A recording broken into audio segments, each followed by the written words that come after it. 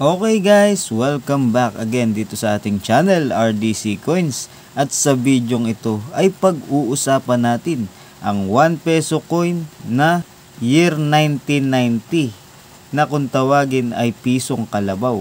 At aalamin natin ang value nito mga kabarya dito sa bidyong ito at kung magkano natin pwedeng ibenta sa ating mga kaibigang kolektor.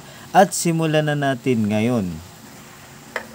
Alam mo ba na ang 1 peso coin na kung tawagin ay pisong kalabaw ay ginawa noong year 1983 up to year 1990. Ito yung tinatawag na 1 peso Jose Rizal large type.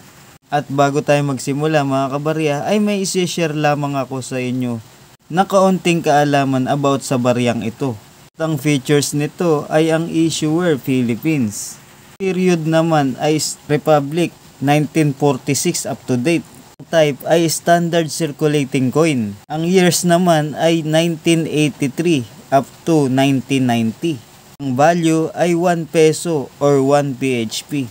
Ang currency ay piso 1967 up to date. Ang composition ay copper nickel. Ang weight ay 9.5 grams. Ang diameter naman ay 29 mm. Ang thickness ay 1.9 mm. Ang shape ay round. Ang technique ay milled. Ang orientation naman ay medal alignment. At demonetize na ito noong January 2, 1998. Ibig sabihin, hindi na siya pwedeng gastusin.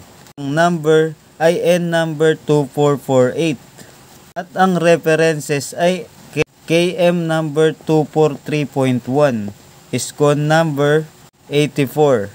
Alam mo ba na ang Bangko Sentral ng Pilipinas ay gumawa lamang ng 36% na kabuuang bilang para sa baryang ito. At ito ay may presyo na rin ayon sa ating numista na nagkakahalaga ng 17 pesos para sa fine condition.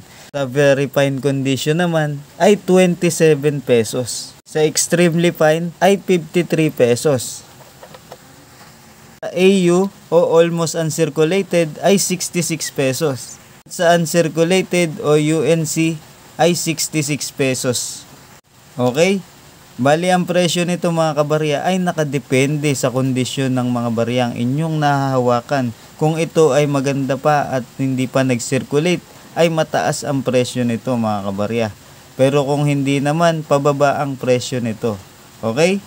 Bali, ang hawak natin ngayon ay year 1990 na Dr. Jose Rizal 1 piso kalabaw. At pwede nyo na ring ibenta ito sa ating mga kaibigang kolektor na naghahanap ng mga ganitong klaseng barya, yung mga uncirculated condition.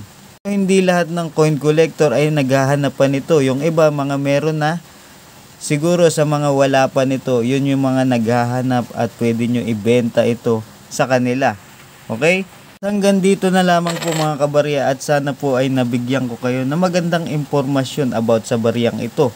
Maraming salamat po sa lahat ng nakasubaybay dito sa ating channel RDC Coins.